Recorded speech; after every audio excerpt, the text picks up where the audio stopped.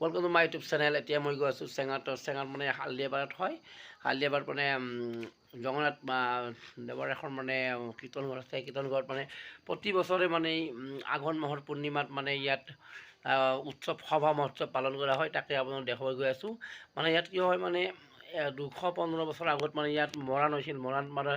মৰাণত মানে সকলো মানুহ মৰি গৈছিল। মৰি যোৱাৰ পিছত ইয়াত স্থানীয় ৰাইজে মানে ইয়াত এখন মানে মন্দিৰৰ ওচৰত মানে কীৰ্তন ঘৰত মানে এখন শৰাই দিম বুলি মানে চাকি জ্বলাম বুলি কৈছিল যে আঘোণৰ পূৰ্ণিমাত। সেইকাৰণে প্ৰতি বছৰে মানে ইয়াত পালন হয়।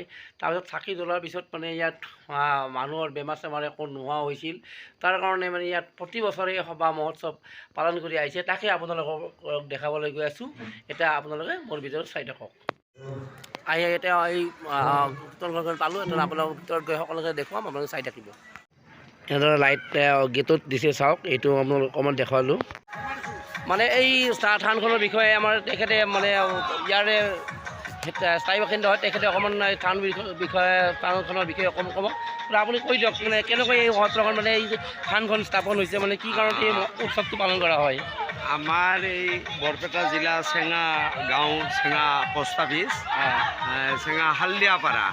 আমি 7খন পাৰাৰ ভিতৰত আমাৰ হালদিয়াপাৰাই আজি 216 বছৰ ধৰি এই জগন্নাথ প্ৰভুৰ এই সভা মহোৎসৱ কৰি আহিছে। আঘোণ মাহৰ পূৰ্ণিমা দিনাখনে আৰম্ভ কৰে।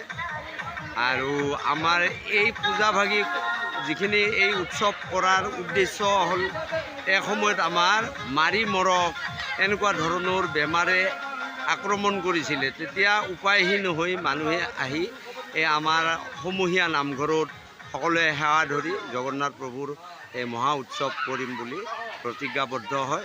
আৰু সেই কৰ্মভাগী আজি 216 বছৰ ধৰি কৰিয়ে আছে।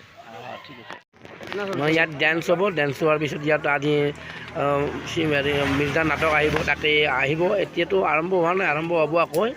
এতিয়া আপোনালোকে এই মঞ্চখন অকণমান দেখুৱাই দিলোঁ। মানুহ ইমান ভিৰ হৈছে, চাওক। এইটো মানে গেটত দিয়া হৈছে, এনেকুৱা শৰাই বনোৱা হৈছে, চাওক। শৰাই বনাই ৰখা হৈছে।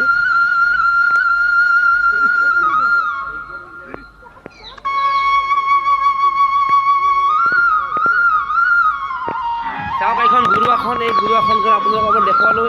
মানে ইয়াত পিতলৰ এটা মূৰ্তি আছে, ভগৱানৰে মূৰ্তি হয়। এইটো আপোনালোক ভিতৰতে